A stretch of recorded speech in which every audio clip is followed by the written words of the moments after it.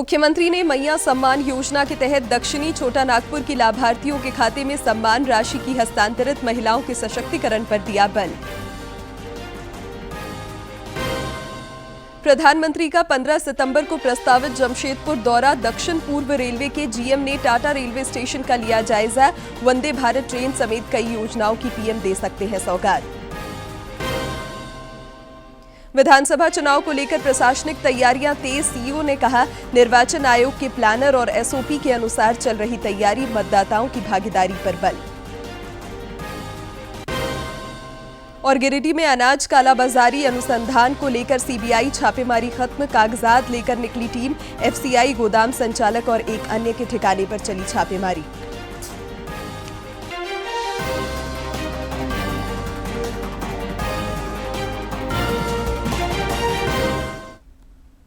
नमस्कार, खबरें झारखंड में आपका स्वागत है। मैं हूं शिवानी कुमारी और अब समाचार विस्तार से। ब्रुनेई की सफल यात्रा के बाद प्रधानमंत्री नरेंद्र मोदी विदेश यात्रा के दूसरे चरण में सिंगापुर पहुंच गए हैं। सिंगापुर पहुंचने पर उनका गर्मजोशी से स्वागत हुआ। श्री मोदी सिंगापुर के प्रधानमंत्री लॉरेंस वोंग के निमंत्रण पर वहां गए हैं। दोनों नेता भारत सिंगापुर रणनीतिक साझेदारी की प्रगति की समीक्षा करेंगे और आपसी हित के क्षेत्रीय और वैश्विक मुद्दों पर विचार का आदान प्रदान करेंगे।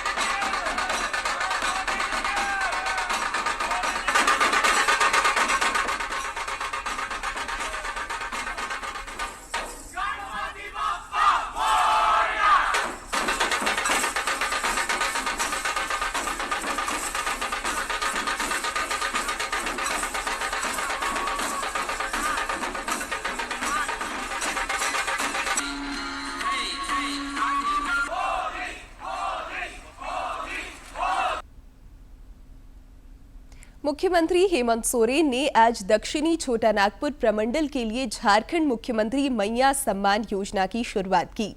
इस दौरान उन्होंने डीबीटी के माध्यम से 7,04,900 महिलाओं के खाते में करीब 70 करोड़ 50 लाख की राशि हस्तांतरित की।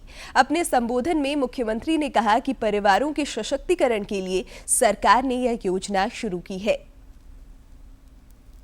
रांची जिले के नामकुम खोजाटोली ट्रेनिंग ग्राउंड में आयोजित कार्यक्रम के दौरान मुख्यमंत्री हेमंत सोरेन ने झारखंड मुख्यमंत्री मैया सम्मान योजना के तहत रांची, खूंटी, सिमडेगा, गुमला और लोहरदगा के लाभार्थियों के खाते में डीबीटी के माध्यम से सम्मान राशि हस्तांतरित की।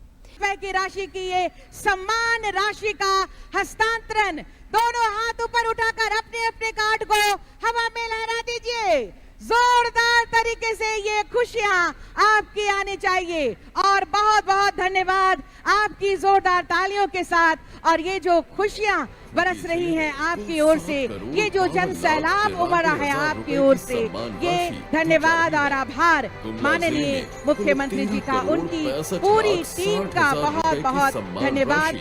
इस मौके पर मुख्यमंत्री ने अपने संबोधन में कहा कि सरकार ने वोट बैंक के लिए नहीं बल्कि परिवारों को सशक्त बनाने के लिए झारखंड मुख्यमंत्री मैया सम्मान योजना शुरू की है। हाँ, मुख्यमंत्री मैया योजना इसलिए नहीं लाया है कि आपको 1,000 रुपए और 12,000 रुपए साल का दें। आने वाला 5 साल के अंदर आपके हर एक घर में हम 1-1 लाख रुपया पहुंचाएंगे। वो कैसे पहुंचाएंगे, वो मेरा जिम्मेवारी। और ये पैसा देने के पीछे मेरा मनसा ये नहीं है। ये लोग बोलते हैं वोट बैंक के लिए पैसा बांट रहा है। हमें पता है कि हमारे गांव के लोगों को क्या चाहिए। आज के दिन में भी हमारे गांव देहात में लाखों परिवार ऐसे हैं जो अपना घर चलाने के लिए अगल बगल महाजनों से कर्जा लेते हैं। इस दौरान श्री सोरेन ने विकास और जनकल्याण की प्रतिबद्धता दोहराते हुए कहा कि महागठबंधन सरकार रांची से नहीं बल्कि गांवों से चलेगी।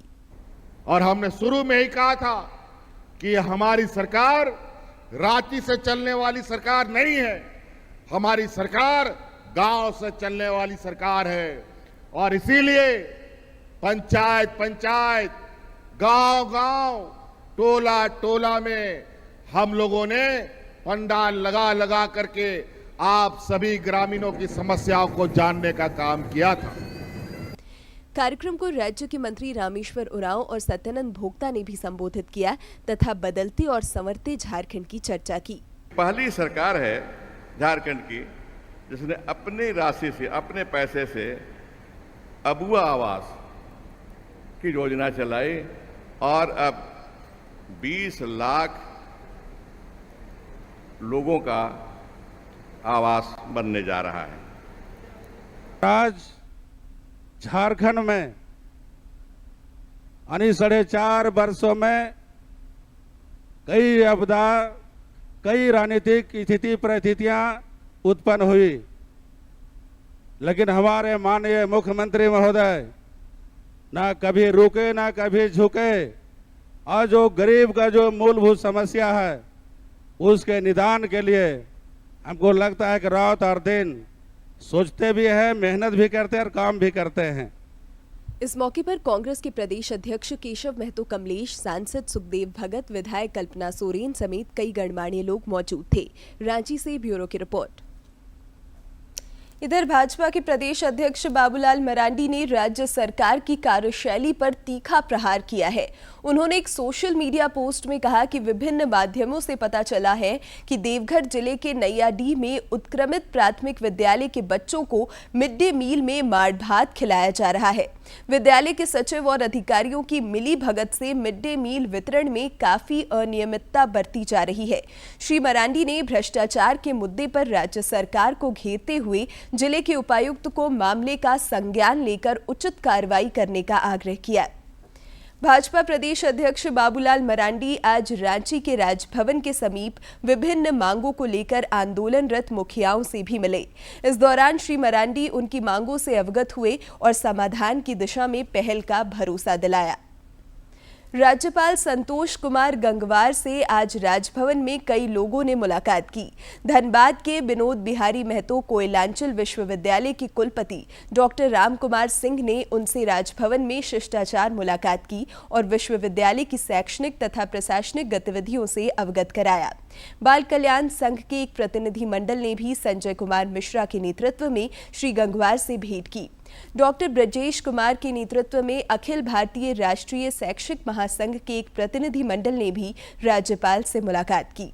रांची अंतर्गत सैनिक बाजार दुकानदार संघ के एक शिष्टमंडल ने भी राज्यपाल से राजभवन में भेंट की। इस मौके पर संघ के अध्यक्ष धर्मेंद्र तिवारी समेत अन्य सदस्य मौजूद थे। पूर्व मुख्यमंत्री सह भाजपा नेता चंपाई सोरेन कोल्हान क्षेत्र में लगातार नेताओं और कार्यकर्ताओं से मुलाकात कर रहे हैं। इस क्रम में आज वे सरायकेला पहुंचे, जहां भाजपा कार्यकर्ताओं ने उनका जोरदार स्वागत किया। काफिले की शक्ल में कार्यकर्ता उन्हें लेकर भाजपा जिला कार्यालय पहुंचे। श्री सोरेन ने बाद में खरसावा में एक जनसभा को संबोधित करते हुए कार्यकर्ताओं का स्वागत किया और कार्यकर्ताओं के स्वागत से अभिभूत पूर्व मुख्यमंत्री ने इसे ऐतिहासिक बताया। उन्होंने जोर देकर कहा कि राज्य की मौजूदा समस्याओं और चुनौतियों का हल केवल भाजपा ही कर सकती है। लड़ाई दूसरा पार्टी से नहीं हो सकता है।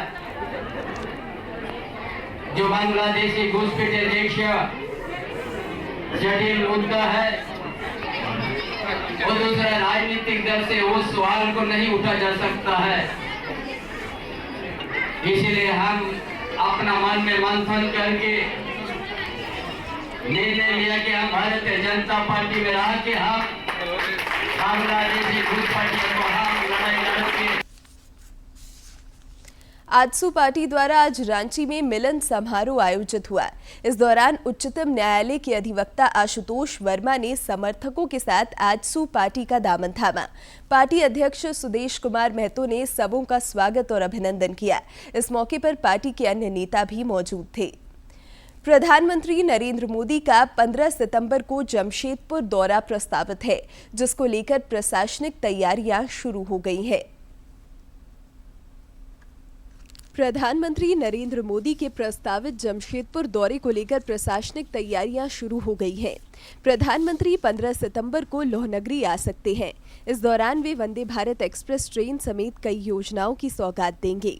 इधर दक्षिण पूर्व रेलवे के महाप्रबंधक अनिल कुमार मिश्रा ने आज टाटा रेलवे स्टेशन का दौरा किया और व्यवस्थाओं का जायजा लिया। प्राइम मिनिस्टर टाटा नगर में उनका पदार्पण हो सकता है, तो उस दिशा में भी हम लोग अगर वंदे भारत का उद्घाटन उनके कर कमलों द्वारा होना हो तो उसकी भी हम लोग तैयारी करेंगे, ताकि शॉर्ट नोटिस में हम लोग उसको कर पाएँ। अभी ऐसा कोई हमें आधिकारिक सूचना नहीं मिली। इस दौरान उन्होंने बताया कि दक्षिण पूर्व रेलवे में टाटानगर रेलवे स्टेशन का विशिष्ट स्थान है। ऐसे में रेल सुविधाओं के विस्तार पर कई पहल किए जा रहे हैं। कवच भारतीय रेल में काफ़ी जोर शोर से चल रहा है और साउथ ईस्टर्न रेलवे में भी हम लोगों ने अभी इसका टेंडर फ्लोट कर रहे हैं और आने वाले समय में जितने भी हमारे इम्पोर्टेंट रूट है सभी जगह कवच का प्रोविजन किया जाएगा। श्री मिश्रा ने दौरे के क्रम में डीआरएम और अन्य अधिकारियों को सुरक्षा समेत अन्य व्यवस्थाओं को लेकर भी जरूरी दिशा निर्देश दिए। जमशेदपुर से राजेश लाल दास की रिपोर्ट। विधानसभा चुनाव को लेकर राज्य में विभिन्न स्तरों पर तैयारी चल रही है। राज्य के मुख्य निर्वाचन पदाधिकारी के रवि कुमार ने बताया कि ईवीएम और वीवीपैट मशीनों की प्रथम स्तरीय जांच जारी है। साथ ही विधानसभा चुनाव को लेकर कर्मियों को प्रशिक्षण भी दिया जा रहा है। यह दोनों काम 15 सितंबर तक पूरे कर लिए जाएंगे। हमारे समाचार संपादक से खास बातचीत में सीईओ ने कहा कि मतदाताओं की भागीदारी बढ़ाने के लिए भी पहल किए जा रहे हैं। झारखंड में इसी वर्ष विधानसभा के चुनाव होने हैं और मुख्य निर्वाचन पदाधिकारी कार्यालय की ओर से जो तैयारियों को है उसे अंतिम रूप दिया जा रहा है। इस वक्त हमारे साथ सीईओ के रवि कुमार सर हैं। किस तरीके से तैयारियां सर चल रही है? वर्तमान में हम लोगों का वो मतदाता सूची का पुनरीक्षण कार्यक्रम होते हुए उसका फाइनल पब्लिकेशन कर दिया। अभी ट्रेनिंग का प्रक्रिया चल रही है। अब DO, RO, ARO यानी नीचे पदाधिकारी तक उसका ट्रेनिंग करवाने के लिए, ताकि चुनाव का संबंधित उसका घोषणा का पहले पूरा तैयारी पूरा करने के लिए हम लोग काम कर रहे हैं। अगर भारत निर्वाचन आयोग आज के डेट में नोटिफाई करती है कि झारखंड में विधानसभा चुनाव होने, तो क्या उस लिहाज से आप पूरी तरह तैयार हैं? देखिए, हम लोग को तैयारी एक प्लानर के अनुसार चलती है। कमीशन का एक इलेक्शन का प्रिपरेशन के प्लानर है, उसी प्लानर के अनुसार चल रही है। अभी वर्तमान में ट्रेनिंग भी चल रही है। वर्तमान में FLC फर्स्ट लेवल चेकिंग करके EVM का बोला जाता है, वो भी हम लोग कर रहा है। ये दोनों काम सितंबर 15 तारीख तक पूरा हो। इस बार अगर हम कहें कि 2019 का जो विधानसभा चुनाव था और इस बार 2024 में जो विधानसभा चुनाव हो रहे हैं, तो इलेक्शन कमीशन की ओर से क्या नई पहल की जा रही है और आपको क्या लगता है कि इस बार क्या अनूठा प्रयोग होगा?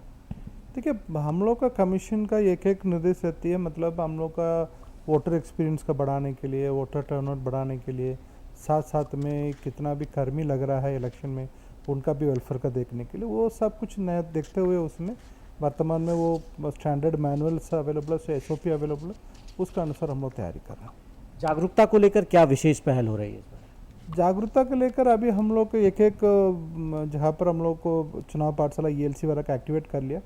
इसके साथ में एक इलेक्शन क्यूज करके एक मेजर प्रोग्राम हम लोग कर रहे हैं। उसके साथ में हम लोग इलेक्शन का अनाउंसमेंट का नज़दीक आ जाएगी, फिर हम लोग और एक्टिविटीज़ प्रयास करेंगे।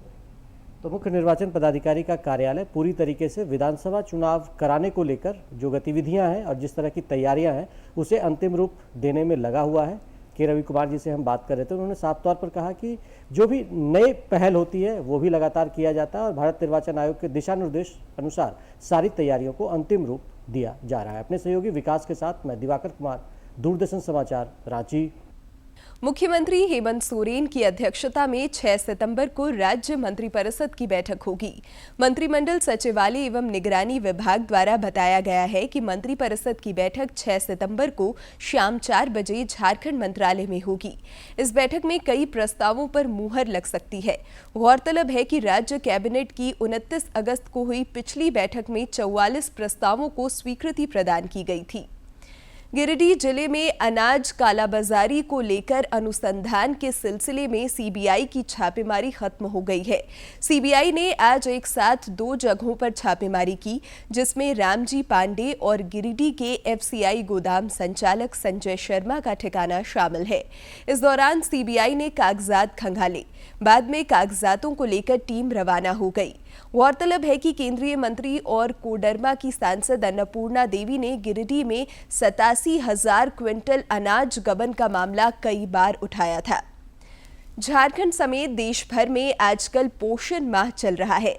आइए इस खास रिपोर्ट में देखते हैं भोजन में पोषण के महत्व के बारे में।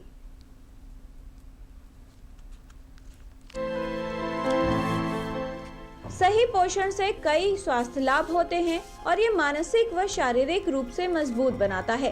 सही पोषण महत्वपूर्ण है, इसलिए इसे जीवन जीने का तरीका बनाना चाहिए। शरीर में सही वजन से कई स्वास्थ्य समस्याएं दूर हो सकती हैं और इसमें सहायता करता है सही आहार। पहले जो घर का खाना होता था, चाहे वो सिंपल दाल चावल रोटी सब्जी फ्रूट्स मिल्क प्रोडक्ट्स ये सब लेते थे और वो इस चीज़ को इंश्योर करता था कि बाद में जाके जो इंडिविजुअल है वो फिज़िकली नहीं मेंटली भी हेल्दी होगा, क्योंकि हम सब जानते हैं कि मेंटल हेल्थ के लिए फिज़िकली हेल्दी होना भी बहुत बहुत ज़रूरी है। तो जो हम घर में खाना खाते हैं अगर वो बैलेंस्ड है तो उसमें वो सारी चीज़ें हमारे शरीर को मिल जाती हैं। और एक बात और कहना चाहूँगी कि जब हमारा आहार पौष्टिक नहीं होता तो जो हमारी इम्यूनिटी है वो भी कम हो जाती है। उम्र के साथ साथ शरीर में चय अपचय प्रक्रिया में परिवर्तन होते हैं। सही पोषण लेने से हमारा पाचन बेहतर बनता है, साथ ही प्रतिरक्षा प्रणाली भी मजबूत बनती है। सही पोषण मस्तिष्क की कार्यक्षमता को सुधारने में भी सहायक होता है। बचपन है वो एक ऐसी अवस्था है जहाँ पर उनको अगर सही पोषण दिया जाएगा और उनको इस बारे में जानकारी भी दी जाएगी कि इसकी वजह से उनका आने वाला कल सुनहरा होगा, क्योंकि जब अगर वो फिज़िकली फिट होंगे मेंटली फिट होंगे तो उनकी प्रोडक्टिविटी ज़्यादा होगी, वो स्कूल में उनकी परफॉर्मेंस बहुत अच्छी होगी, तो धीरे धीरे वो उनके लाइफस्टाइल का हिस्सा बन जाएगा और आने वाले वक्त में वो महसूस करेंगे कि फ़िज़िकल एक्टिविटी करके और संतुलित आहार लेकर वो बहुत अच्छा परफॉर्म कर पा रहे हैं। अपने आहार में पोषण पर विशेष ध्यान दें। ऐसे भोजन का चयन करें जो आपके लिए सहायक हो। आहार में ऐसे तत्व होने चाहिए जिनसे सही मात्रा में पूर्ण पोषण आपको मिल सके। किरण भारद्वाज, डीडी न्यूज़। देश भर के दिव्यांग उद्यमियों और कारीगरों के उत्पादों और शिल्प कौशल को प्रदर्शित करने के लिए रांची के हरमू मैदान में दिव्य कला मेला चल रहा है, जो 8 सितंबर तक चलेगा। सामाजिक न्याय एवं अधिकारिता मंत्रालय की पहल पर आयोजित इस मेले में जम्मू और कश्मीर, उत्तर पूर्वी राज्यों सहित अन्य राज्यों के उद्यमी और कारीगर हिस्सा ले रहे हैं। रांची के हरमू मैदान में आयोजित दिव्य कला मेला दिव्यांगजनों की कला, शिल्प और उद्यमिता को प्रदर्शित करने का एक बड़ा मंच साबित होता दिख रहा है। सामाजिक न्याय एवं अधिकारिता मंत्रालय की पहल पर यह अपने तरह का देश में 18वां मेला है। नेशनल दिव्यांगजन फाइनेंस एंड डेवलपमेंट कॉरपोरेशन के सहायक महाप्रबंधक अरुण कुमार ने बताया कि मेले के माध्यम से दिव्यांगजनों के उत्पादों और उनके हुनर को मंच प्रदान करने की कोशिश की गई है। इस मेले में देश के लगभग 20 राज्यों के लोग यहाँ पर आए हैं और वो अपने अलग अलग तरह के प्रोडक्ट्स हैं, जैसे कि होम डेकोर के हैं, स्टेशनरी है, यानी जो भी घर में लगने वाले सामान हैं वो यहाँ पे हैं और वो काफ़ी रीज़नेबल रेट्स पे बेच रहे हैं। और यह 18वां मेला है। इससे पहले भारत के अलग अलग राज्यों में, अलग अलग बड़े शहरों में 17 मेले आयोजित किए जा चुके हैं और यह 18वां मेला यहाँ पे है। दिव्य कला मेला में लोग विभिन्न उत्पादों की जमकर खरीदारी भी कर रहे हैं, जिससे स्टॉल धारक खासे उत्साहित हैं। महाराष्ट्र से आए गोपाल कृष्णा राव टोपारी ने कहा कि यहाँ ग्राहकों का अच्छा रिस्पांस मिल रहा है। सब वैरायटी है इसमें, कॉटन है, मिक्स है, लिनेन है, बहुत सारे क्वालिटी के शर्ट है। इसमें जाके रिटेल में जाके 900-1000 रुपये की शर्ट बनती है। ये मेला लगाने के मोदी जी मेला लगाया, ये मेला लगाने के मेरे को अच्छा रिस्पांस मिला। ये मेला अच्छा से चल रहे, मेरे को रिस्पांस भी अच्छा है। मेले में पहुंचने वाले लोगों के लिए कपड़ों और आभूषणों के स्टॉल आकर्षण का केंद्र हैं। यहाँ पर लोगों को एक ही स्थान पर देश भर के उत्पाद उपलब्ध हैं, जो दिव्य कला मेला को और विशेष बनाते हैं। ये फुटवेयर मैंने लिया यहाँ से और एक बैग लिया है। बहुत अच्छा है उन लोग का, मतलब हैंडमेड चीज जैसे है वो बहुत अच्छा बनावट है सब कुछ का। यहाँ आके मैंने बहुत ही अच्छा लग रहा है कि हमारे जो स्पेशल बच्चे हैं, अभिभावक हैं, उनके द्वारा यहाँ पर जो भी बेचा जा रहा है, उनके द्वारा जो बनाया गया है, वो एक अच्छा उदाहरण है लोगों को देखने, सुनने, समझने के लिए, और ख़ास करके उनको रोजगार से जोड़ने और प्रोत्साहित करने के लिए ये सरकार की बहुत अच्छी पहल है। दिव्य कला मेला में दिव्यांग कलाकारों के द्वारा सांस्कृतिक गतिविधियों का भी आयोजन किया जा रहा है। इसके अलावा मेले में फूड स्टॉल भी लगाए गए हैं, साथ ही बच्चों के मनोरंजन की भी व्यवस्था है। गौरतलब है कि मेले का उद्घाटन राज्यपाल संतोष कुमार गंगवार और केंद्रीय सामाजिक न्याय एवं अधिकारिता मंत्री डॉक्टर वीरेंद्र कुमार ने 29 अगस्त को किया था। मेला 8 सितंबर तक चलेगा। रांची से सहयोगी विकास के साथ शिवानी की रिपोर्ट। खूंटी में डिजिटल स्मार्ट क्लास से अब सरकारी विद्यालयों के बच्चे स्मार्ट बनेंगे। इस काम के लिए जिले में शिक्षकों का स्मार्ट क्लास प्रशिक्षण पूर्ण हो गया है। साथ ही विद्यालयों में आईसीटी लैब का निर्माण भी करा लिया गया है। सूचना प्रौद्योगिकी से काफी कुछ बदल रहा है। इस क्रांति का शिक्षा के प्रसार में खूब सदुपयोग हो रहा है। निजी स्कूलों में तो यह चलन काफी समय से है, लेकिन अब सरकारी विद्यालयों के विद्यार्थी भी डिजिटल एजुकेशन हासिल करेंगे। खूंटी में इसकी तैयारी पूरी कर ली गई है। जिले के सभी 6 प्रखंडों में मौजूद आदर्श उच्च विद्यालय, अपग्रेडेड हाई स्कूल, +2 और सीएम स्कूल ऑफ एक्सीलेंस के विद्यार्थियों को अब डिजिटल तकनीकी शिक्षण के आधार पर बेहतर शिक्षा दी जाएगी। इसके लिए शिक्षकों के लिए 10 दिवसीय स्मार्ट क्लास प्रशिक्षण कार्यक्रम भी आयोजित किया गया। सारे विद्यालयों में अब स्मार्ट क्लास उपस्थित है, प्रोजेक्ट सब जगह उपलब्ध कराए गए हैं। तो सारे टीचर का हम लोग का यही मकसद है कि सारे टीचर स्मार्ट क्लास को अच्छी तरह से यूज करके उसको समझ के कि इसका क्या पर्पस है स्मार्ट क्लास को, और उसको उदाहरण के तौर पर बच्चों को स्मार्ट क्लास में पढ़ा पाएंगे। शिक्षक भी स्मार्ट क्लास संबंधी तकनीकी प्रशिक्षण लेकर विद्यालयों में इसे धरातल पर उतारने को लेकर संकल्पित और उत्साहित हैं। अब हमारी सरकार के प्रयास के द्वारा हम बच्चों को टेक्नोलॉजी से रूबरू करा सकते हैं।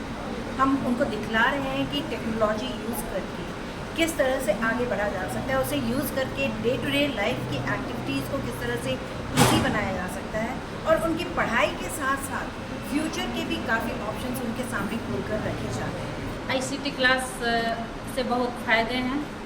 जैसा कि हम देखते हैं प्राइवेट स्कूल के बच्चे बहुत ही अच्छा कर रहे हैं, और सरकार स्कूली शिक्षा विभाग ने जो हमारे लिए कोशिश किया है कि जितने भी गरीब गुरुआ बच्चे हैं जो गांव में पढ़ाई करते हैं, उनके लिए भी ये आईसीटी लाभ दिया गया है कि वे भी इसको जानें, और प्रोजेक्टर के माध्यम से जो भी हम पढ़ाते हैं उनको, तो उसका ये लाभ ले सके। इन विद्यालयों में आईसीटी लैब का निर्माण भी करा लिया गया है। शिक्षकों की माने तो डिजिटल स्मार्ट क्लास के माध्यम से जंगल, पहाड़ और सुदूरवर्ती इलाके के करीब ग्रामीण बच्चे प्रोजेक्टर के माध्यम से पाठ्य सामग्रियों को आसानी से समझ सकेंगे और उन्नत तकनीक का इस्तेमाल कर प्राइवेट स्कूल के बच्चों की तरह स्मार्ट बनेंगे। देखिए, हम लोग को आईसीटी का प्रशिक्षण मिल रहा है। इससे टीचर्स जो है डिजिटल एजुकेशन की तरफ एक कदम फॉरवर्ड कर जाएंगे। और एक चीज़ हमेशा याद रखिएगा, आजकल का डिजिटल का युग है, तो अगर हम पढ़ाई में जो ट्रेडिशनल अप्रोच है उसके साथ साथ डिजिटल अप्रोच भी लेके जाएंगे, तो इससे हमारे बच्चे जो है आज के समय बहुत अच्छा लर्निंग भी ले सकेंगे, आउटकम भी ले सकेंगे। और अंत में मुख्य समाचार एक बार फिर।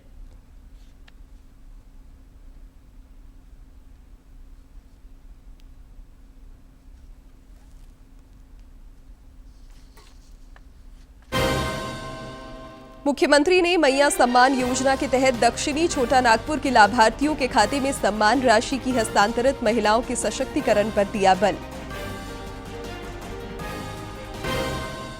प्रधानमंत्री का 15 सितंबर को प्रस्तावित जमशेदपुर दौरा, दक्षिण पूर्व रेलवे के जीएम ने टाटा रेलवे स्टेशन का लिया जायजा। वंदे भारत ट्रेन समेत कई योजनाओं की पीएम दे सकते हैं सौगात।